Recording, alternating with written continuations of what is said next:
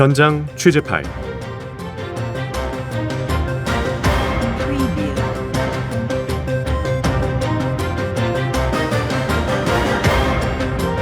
현장 취재 파일입니다. 가톨릭 평화방송 보도국의 맹형균 기자 나오셨습니다. 어서 오십시오. 네, 안녕하세요. 화물연대 파업 또 정부의 강공 아주 심각하게 가는 것 같습니다. 2차 협상도 결렬됐다고 그래요? 예, 그렇습니다. 그래서 이런 좀 궁금증들을 몇 개 모아봤는데 네네. 제가 질문을 먼저 준비했는데요. 함께 들어보겠습니다. 네. 윤석열 정부 화물연대와 대화 의지는 있는 건가요? 지금 딱 봐도 노동자들과의 대화 의지가 없어 보이잖아요. 네. 그러니까 어제 윤석열 대통령의 그 국무회의 발언과 좀 정부의 조치들을 보면은 사실상 노조와의 좀 전쟁을 선포한 거 아닌가. 그리고 또 불안해 보이는 건 대통령이 직접 전면에 나서서 그런 메시지들을 날리더라고요. 맞습니다. 뭐 총리나 주무장관이 아니라. 맞습니다. 네. 그러니까 사실 또 어제는 윤 대통령이 국무회의를 주재할 차례가 아니었고 네. 국무총리 한덕수 국무총리가 좀 주재할 차례였는데 지금 한 총리가 해외 일정 때문에 추경호 경제부총리가 주재할 예정이었습니다. 그런데 그제 월요일이죠. 수석 비서관 회의에서 국무회의를 윤 대통령이 주재하기로 결정을 했고요. 그 대통령의 움직임이 우리가 대통령이 말을 안 하는 것도 메시지다라는 얘기 하잖아요. 네네. 근데 이렇게 국무회의까지 직접 주재할 정도면은 이런 강경 대응을 대통령실이 직접 나서서 주도하는 모양새처럼 충분히 보이고요. 그러니까 대화 의지보다는 업무 개시 명령에 대한 의지가 더 느껴지는 거죠. 네. 실제로 메시지도 강경했습니다. 윤 대통령은 불법과는 절대 타협하지 않겠다라고 했고요. 또 파업에 대해서 어떠한 명분도 정당성도 없다고도 비판을 했습니다. 그리고 로이터 통신과의 인터뷰가 어제 보도가 됐는데 네. 여기서 테슬라에 투자를 요청했다는 부분을 설명하면서 한국의 강성 노조는 심각한 문제다라고 말하기도 했습니다. 제가 질문을 하나 드려보고 싶은데 윤석열 정부 국정과제에서 10번째 약속이 뭔지 아십니까? 그거야 모르죠. 네. 아마 국민들 다 모르실 거예요. 네. 그러니까 이게 120개 국정과제가 있고 네네.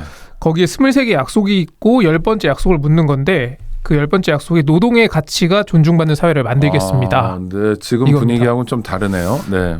네. 거기서 이제 50번째 국정과제를 보면은 공정한 노사관계 구축 및 양성평등 일자리 구현이고 사용자의 부당해고 부당 노동행위 그리고 노조의 불법 파업 등은 법과 원칙에 따라 처리 이렇게 돼 있습니다. 그러니까 공약으로는 이제 사용자가 부당 노동 행위를 해도 적극적으로 대응하고 예. 노동자의 불법 행위도 적극적으로 대응한다 이런 건데 네. 약간 한쪽으로 기울어져 있는 것 같은데요. 맞습니다. 자, 그러면은 정부는 왜 이렇게 충분히 대화를 한 것 같지도 않은데 강경 대응을 할까 좀 궁금해지지 않습니까? 네. 그래서 보면은 일단은 경제가 어렵다는 걸 내세우고 있어요. 예. 경제가 어려워서 지금 뭐 당장 수도권 지역에는 일부 주유소에 휘발유가 없다는 곳도 나오고 있고 또 당장 건설업계도 시멘트가 없어서 공사를 못한다 이런 얘기도 나온다는 부분들을 많이 강조를 하고 있고요.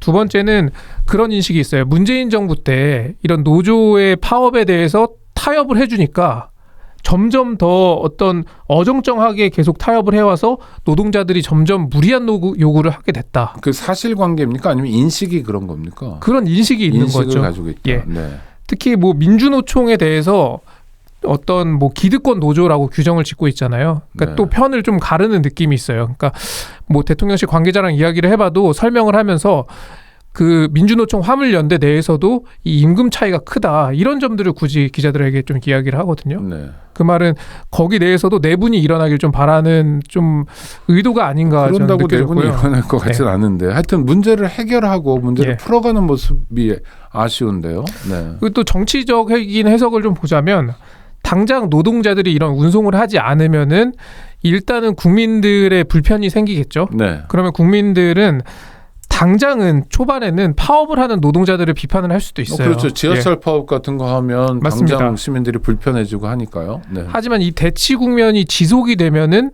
점점 그 화살은 정부를 향할 수밖에 없게 됩니다. 그렇죠. 국민 입장에서 이런 불편이 초래되고 있는데 정부 너네 뭐 하고 있는 거냐. 이런 위기 하나 좀 대처를 못하냐. 대화를 하든지 해서 상황 관리를 해야 되는데 손 놓고 있는 거 아니냐. 이런 비판에 직면하게 될 겁니다. 당장의 불편도 중요한데 김종민 의원도 앞서 그런 걸 걱정했는데 예. 경제 위기가 다가오고 있다 예, 하는 상황이면 사실 엄중한 상황 아닙니까? 맞습니다. 그래서 노조를 사전적으로 좀 길들이려는 거 아니냐 이런 관측도 있어요. 그러니까 말씀하신 것처럼 그러니까 대통령실의 인식이 좀 반대로 됐다라는 생각도 느껴지는 부분이 어디냐면은 네. 그러니까 국민의 불편과 경제 위기가 문제라면 빨리 타협을 하고 문제를 푸는 게 그렇죠. 낫지 않겠습니까? 네네. 근데 국민 불편을 감수하면서까지 노조를 좀 길들이겠다. 그러니까 윤 대통령이 이런 얘기도 했어요. 법과 원칙을 바로 세우고 불법 파업의 악순환을 끊어서 국민들의 부담을 막고자 하는 만큼 국민들께서 많은 고통을 받게 될 거지만 좀 감내해 주시기를 간절히 부탁드린다. 근데 불법 폭력 이런 얘기를 정부에서 특히 대통령실에서 많이 하는데 실제로 불법과 폭력은 확인되지 않고 있는 거 아닙니까? 그게 좀 희한하다는 생각이 그렇죠. 드는데. 그 뭐 예. 대통령은 자영업자고 예. 자기가 그냥 화물차를 운송을 안 하는 거예요. 근데 누군가가 운송을 하지 못하도록 방해한다면 불법이나 예. 또 방해하는 과정에서 뭐 폭력을 정말 사람을 때리거나 하면 폭력이겠지만 아직 그런 일은 보고되지 않고 있는데요. 거기에 대해서는 명분이 없다. 그냥 이렇게 이야기를 하고 있는 명분이 거예요. 없으면 예. 불법과 폭력이 있는가요? 하여튼 근데 모르겠습니다. 이런 게 일단은 그 장기화 되는 거를 불가피하지 못한다. 네네. 이렇게 얘기를 하면서도 계속 강대강 대치를 이어가는 거는 과연 국민을 생각하고 있는 걸까라는 의문이 좀 들긴 합니다. 네. 자, 약식 회견 얘기로 한번 넘어가 보죠. 약식 회견 중단했는데 그래도 국민들하고 소통은 해야 되는 거 아니냐라는 의견도 많습니다. 맞습니다. 이것도 준비한 질문 한번 들어보겠습니다. 예. 출근길 약식 회견 중단, 국민과의 소통은 어떻게 이루어지고 있나요? 이게 지금 누구 목소리입니까? 김부긍 아나운서, CPBC의 김부긍 그렇군요. 아나운서입니다. 역시 아나운서님들이 이렇게 한 말씀 해주시니 참 방송이 좋습니다. 이게 딱 흐름이 넘어가는 게 느껴지죠. 예. 아, 좋습니다. 지금 출근길 약식 회견이 지난 18일 이후 한 번도 열리지 않았습니다. 그랬죠. 그러면 현재로서는 참모들의 브리핑이 기자들과의 유일한 소통 수단인 거나 마찬가지입니다. 네. 뭐 개별적인 취재를 하긴 합니다만. 그리고 브리핑은 오늘까지 8번 있었습니다. 또 대통령실은 앞으로 SNS를 좀 적극 활용하겠다 이런 설명도 제가 들었는데요. 출근길 약식 회견 중단 이후 트위터 메시지가 2번 나왔고요. 페이스북 메시지도 2번 나왔습니다. 특히 24일 목요일 밤에는 11시 42분에 화물연대 파업과 관련해서 메시지가 나오기도 했습니다. 그때가 축구하는 도중이었죠. 밤에 나왔습니다. 네, 축구 목요일 후반전. 밤에. 예, 맞습니다. 네. 지고 있을 때 그런 메시지가 나왔다고 사람들이 좀 의아해하기도 했는데, 근데 자, SNS에 대통령이 어떤 입장을 밝히는 게 예. 소통인가요? 근데 이게 쌍방향 소통이라고 그렇죠. 말할 수가 일방적으로 없죠. 그냥 예. 코멘트하는 건데. 네. 그래서 좀 여러 관계자들에게 물어봤는데, 근데 아예 앞으로 안 하겠다 이런 입장은 좀 아닌 것 같아요. 근데 다만 그러니까 이게 물론 그 출근길 문답이 논란도 있었지만 네네. 그 대통령실이 좀 이슈를 주도하는 느낌이 있었잖아요. 네네. 아침마다 뉴스가 쏟아지니까요. 그렇죠. 근데 다만 뭐 좀 재개하려면 어떤 계기가 필요하지 않겠냐 이런 인식들이 있어요. 계기가 뭘까요? 뭐 그러니까 이를테면 악의적인 MBC가 태도를 바꿔야 되나요? 그러니까 뭐 중단을 했는데 대통령이 뭐 갑자기 다시 딱 나와서 할 수는 없지 않겠느냐라는 네. 이야기인데 이게 뭐 MBC가 어떤 조치를 하면 약식 회견을 재개하겠다 이런 워딩을 제가 들은 건 아닙니다. 근데 다만 MBC를 향한 입장이 변화가 없어 보여요. 네. 그런 얘기도 들었어요. 그러니까 대통령실이 MBC 기자를 징계할 수는 없어요. 그럼요. 남의 회사 직원인데요. 네. 그리고 기자단에도 그런 규정이 없습니다. 아니 그리고 뭘 잘못해야 징계를 하잖아요. 그 그러니까요. 이전에. 예. 네. 근데 여기에 대해서 다 이 정도 갈등이 있으면은 그 해당 출입 기자를 교체해 주는 게 문제를 풀어가는데 방법이 되지 않겠느냐라고 이야기하는 대통령실 관계자들의 그럼 목소리가 MBC가 뭐 악의적으로 편집했다, 악의적으로 대통령 뭐 이를테면 외교적으로 네. 곤란하게 만들려고 그 욕설 비속어 발언을 보도했다 이렇게 인정해야만 가능할 텐데 참 당분간은 긴장 관계가 계속 가겠네요. 다시보금님이 맹형균 기자님이 최양업 신부님을 닮으셨다고 배우였다면 이번에 신부님 역할 하셨을 듯한데 최양업 신부님이 어떻게 생겼나를 몰라서 저희가 거기 그 추정하잖아요. 영화에 나오는 배우를 말씀하시는 것 같아요. 뭐 네. 저는 감사하죠. 네, 네. 영화 배우 같다는 얘기였군요. 대통령실 기자실 옮긴다는 얘기도 있습니다. 예, 이게 보도가 나왔는데 SBS 보도가 나왔는데 국방 컨벤션 센터 건물이 거론된다 이런 내용이었고요. 네, 그 식사하고 이렇게 예, 뭐 그런 맞습니다. 건물이 하나 있죠 국방부에. 근데 네. 대통령실은 일단 기자실의 외부 이전은 구체적으로 검토하거나 결정된 바 없다라고 이야기를 했는데 이 이야기가 좀 아이디어 차원에서 나온 건 맞습니다. 네. 예. 그거는 확인이 됐고. 그럼 왜 옮기죠? 그러니까 지금 기자실이 좁다는 겁니까? 아니면은 뭐 가림막도 설치해야 되고 집무실하고 기자실이 같이 있으니까 불편하다는 겁니까? 뭐죠?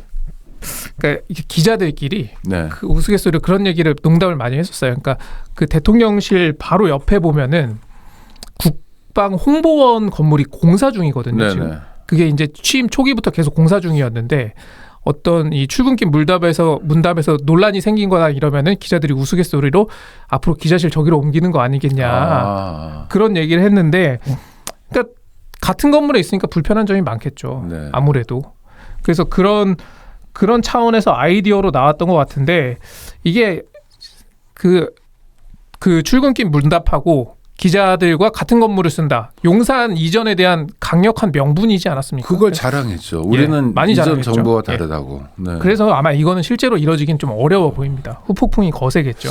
그런데도 약식 회견도 중단했던 거 보면 또 가능성은 있을 것 같고 상황은 좀 봐야 될 것 같네요. 자, 캄보디아의 그 아픈 아동이 한국에 와서 수술을 받게 됐다면서요? 예. 그런데 이제 거기에 대해서 더불어민주당 장경태 의원이 좀 관련 의혹을 하나 제기했어요. 의혹이 뭐가 있습니까? 네. 그러니까 그 김건희 여사가 캄보디아 순방 중에 만난 그 소년 이름이 로타라는 이름이거든요. 근데 그 친구가 장 의원의 주장은 이미 아이가 치료가 받기로 돼 있었는데 마치 김 여사가 역할을 해서 치료받는 것처럼 보여지게 됐다. 꿈이었다. 이용하지 말아라. 약간 이런 주장을 펼친 겁니다. 사실관계를 혹시 파악해 보셨나요? 예, 그걸 좀 파악을 해봤는데 일단 장경태 의원이 근거로 제시한 게 지난 5월에 이미 그 로타군의 사연이 그 헤브론 의료원이라고 하는 그 공식 블로그에 이미 올라와 있었고 그 블로그의 글을 보면은 8월 이후에 의료진이 거기 그 아이를 만나러 가기로 돼 있었다. 거기까지는 사실이 맞습니다. 장경태 의원의 주장이 맞고요. 근데 11월 14일에 대통령실은 서면 브리핑을 냅니다. 김 여사가 그 아이를 만난 이후에 국내에 후원 문의가 쇄도했다. 이런 내용이었어요. 그리고 나서 하나씩 좀 따져보면은 이미 5월에 그 아이의 사연이 한국에 소개가 된 건 맞고요. 그리고 8월 이후에 의료진이 방문할 예정이었던 것도 맞고 그러면은 예정된 수술을 대통령실이 이용한 것이냐 이런 비판을 할 수 있잖아요. 이건 조금 더 생각을 해봐야 되는데 아산병원 측에 좀 확인을 해보니까 언론 보도 이후에 헤브론 의료원에서 로타군 수술이 가능한지 문의가 왔다고 합니다. 그러니까 순방 이후에 연락을 준 건 맞아요. 근데 이게 또 김 여사의 역할이냐 하면 그것도 좀 애매합니다. 왜냐하면 그 세계 소아 심장 네트워크라는 단체가 있어요. 그래서 거기에 이제 뭐 소아 심장 흉부외과 교수들이 캄보디아 같은 저개발 국가의 어떤 그 환아 수술을 지원하는 단체인데요. 그 대개 서울의 큰 병원의 교수들은 거기에 많이 소속이 돼 있대요. 그래서 이미 이 로타군의 사연이 지난 5월에 소개가 될 수 있었던 거고요. 그리고 거기에 소개가 되면은 당연히 아산병원에서는 뭐 그 아이를 치료할 수 있는 방법이 없을까 검토를 하겠죠. 그렇게 됐던 거였고요. 그래서 그런 연장선에서 이번에 로타군 치료도 결정하게 된 겁니다. 다만 아이를 이송을 할 때 어떤 에어 앰뷸런스라고 하는 심장이 아픈 아이이기 때문에 그 산소 포워드가 중요해서 에어 앰뷸런스를 이용해야 되는데 그 비용이 많이 든다고 합니다. 그래서 이번에 들어온 후원으로 그 에어 앰뷸런스를 이용할 수 있게 된 거고요. 그래서 이미 치료비와 수술비는 그 후원이 아니라 아산재단에서 다 이미 되고 있다고 하고요. 그렇기 때문에 정리해 보면은 김건희 여사 덕분에 로타군이 수술을 받을 수 있었는가 하는 물음은 좀 절반만 맞다고 봐야 되는 거죠. 그리고 우리가 지난주 사제의 눈에서도 좀 다뤘지만 그 누구 덕분에 치료를 받게 됐고 이런 문제를 정치적으로 이용했느냐 아니냐가 중요한 게 아니라 중요한 건 아이가 수술을 받을 수 있게 됐다는 사실이잖아요. 그리고 아이의 존엄도 중요합니다. 맞습니다. 뭐 수술 하나 해주면서 너무 뭐 티내고 우리가 뭐 가난한 나라 뭐 해줬어 이런 태도는 정말 나쁜 태도거든요. 끝으로 한마디만 더 말씀드리면 만약에 그 대통령실에서 이런 문제 제기가 억울할 수 있어요. 그러면 김건희 여사가 앞으로 진정성을 보이면 됩니다. 이런 환아들이 좀 아픈데 제대로 치료받지 못하는 그런 아동들을 위한 활동들을 좀 계속한다면 그런 앞으로의 행보를 한다면은 충분히 진정성이 인정이 되지 않을까 그렇게 국민들은 받아들여주지 않을까라는 생각도 예전에 덧붙입니다. 전두환 예. 정권 때 대통령 부인 이순자 씨가 그 얘기 많이 했었는데요. 네. 심장병 어린이 돕기 활동을 했는데 진정성 있다고 인정하는 국민들은 사실 별로 없었는데 교훈이 됐으면 좋겠습니다. 네. 맹영균 기자와 함께했습니다. 수고하셨어요. 예, 고맙습니다.